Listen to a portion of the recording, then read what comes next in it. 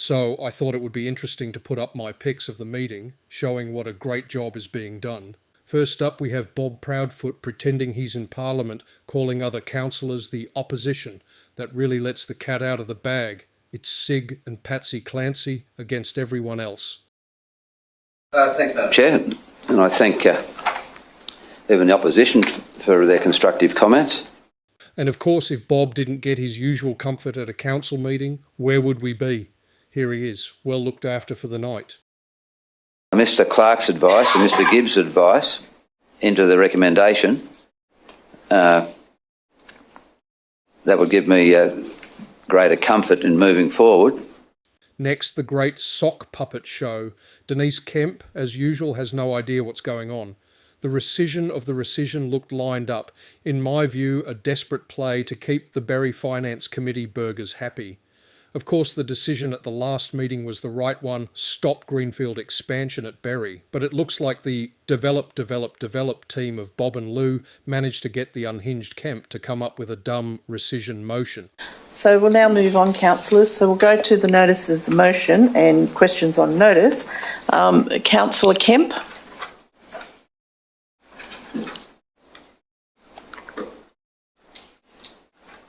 Sorry, Madam Mayor, can you just recap that? So I understand that you want to withdraw one of yes, please, Madam Mayor. I wish to withdraw the rescission. Thank you. Thank you. So Councillor Casimir, you agree to that? Yes, Madam Mayor. Councillor Proudfoot? Reluctantly.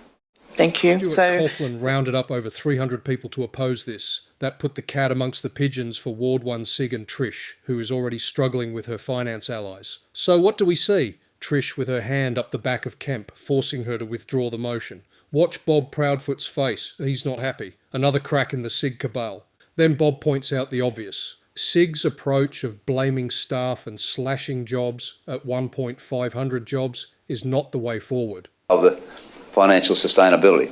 That is simply a knee-jerk reaction. Letting go of staff in our organisation will not solve the financial sustainability. We need to be looking at other things.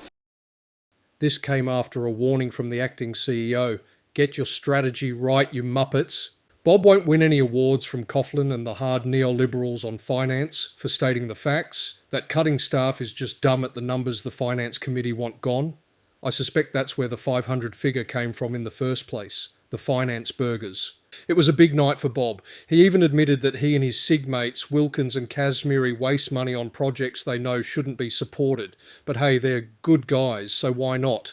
And we wonder how SIG and Gash left us in a financial mess.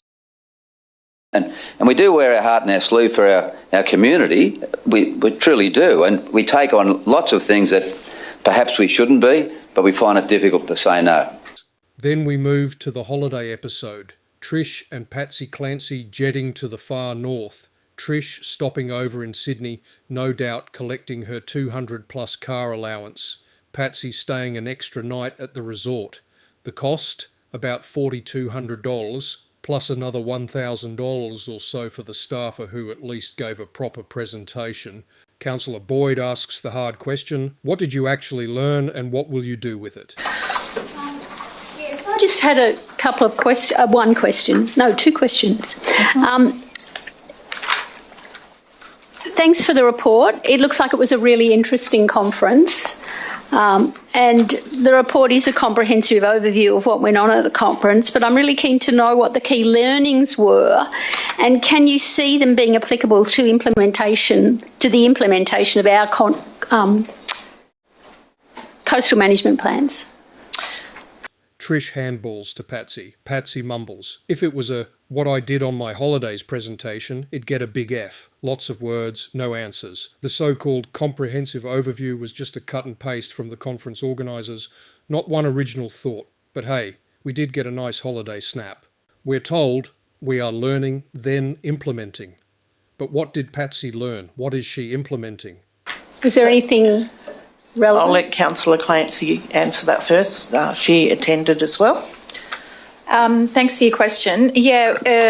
Essentially what we learnt by attending all the plenary sessions, networking with other coastal council councillors and mayors and staff as well, I've already been able to implement that. I've been sitting in meetings this morning with some of our oyster farmers and talking to people about the EMP and the CMP from Shoalhaven Heads, and I have been able to use some of that information that I learned at the conference and applied that actually to my day-to-day role as a councillor already within a couple of weeks of coming back. So what we're doing is by attending, we're learning and then we're implementing. So it's very beneficial, and I would recommend everybody to participate in the Coastal Council Conference. Yeah, and I'll just add to that if you like, before you finish. So there was a link provided so you can go in and look at the individual presentations that were made by all the different people who did the presentations. Trish can't name one presenter, one topic she found valuable, or anything she learnt and is implementing. Instead, we get her standard line about finding others who do things better. 13 years on council, and still her main skill seems to be maximising allowances for fun and profit.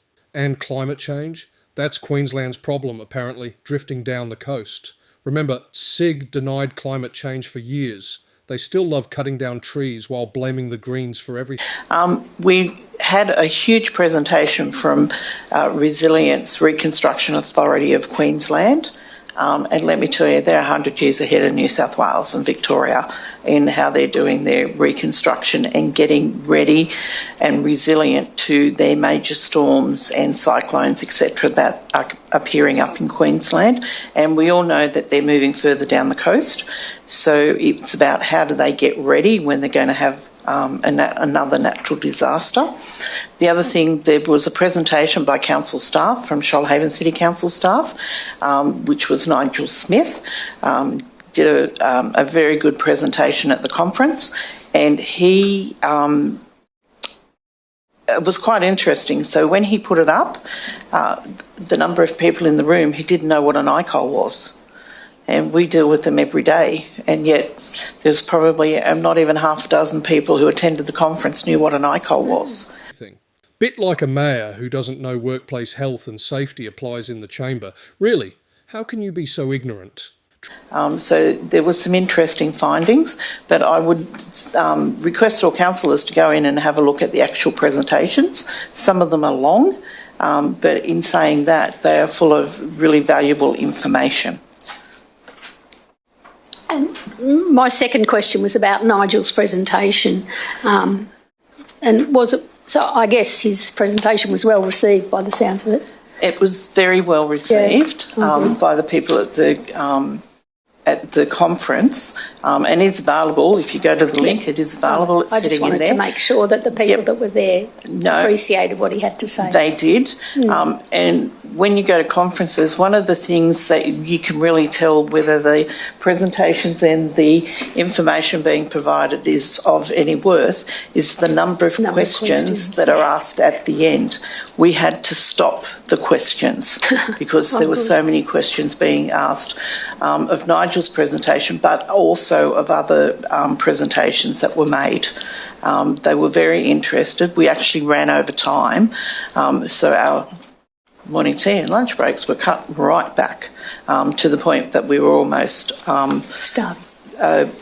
having them. We had to sit and eat while we were listening. Trish talks about we needing to stop the questions, the royal we. Her answers are just summaries of other presentations.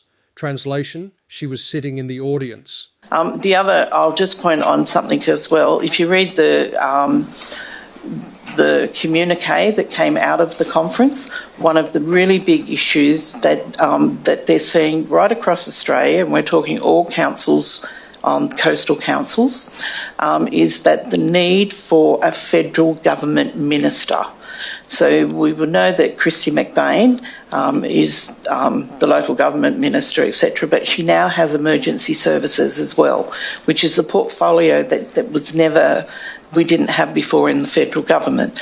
And we are requesting that for the coastal councils that we have a minister who can undertake all of the work for the coastal councils, because we're all suffering the same. We've all got the same issues, and they need to be, according to those in attendance, they need to be a minister at the federal level where they can all go to and say, how are you going to help us get through this, and share the information. Trish rolls out her usual rubbish about her star power, securing us a federal minister. Now tell me, would that have happened even if they hadn't attended? Okay, thank you very much. That makes it much more interesting. Councillor Clancy, did you want to say anything? I just wanted to reiterate, Madam Mayor, Nigel's presentation was as Madam Mayor said, very well received. He did a presentation on the entrance management plan for Shoalhaven Heads, and it was a case study, and he had drone footage and interviews with staff and a lot of data and matrix, and it was really interesting. And as Madam Mayor said, there are a lot of questions afterwards, and I would encourage everybody to go and have a look at that, particularly because we will be having the entrance management plan come back up to council quite soon. I was also part of writing the communique, and I will share that with everybody once it's finalised. Then Patsy says the communique is still in draft and she'll share it. But Trish says it's already out. Which is it? Get your facts straight. At least Patsy gives Nigel a pat on the back, the one person who did something tangible. And one of the things, as Madam Mayor said, that was very important to come out was the fact that we are now lobbying federal government for a portfolio or a minister for coastal management and coastal hazards. Then Trish slips, admitting there had been questions about the value of their attendance. She quickly backpedals. So the report's been, because they were questions, the report's been moved by myself and Councillor Clancy. Is there any further discussion? If not, I'll put the recommendation. Anybody wishing to vote against? Thank you. I declare that carried unanimously. And that's your snapshot. Sig's comfort zone, a puppet show, wasted money and holiday perks dressed up as learning.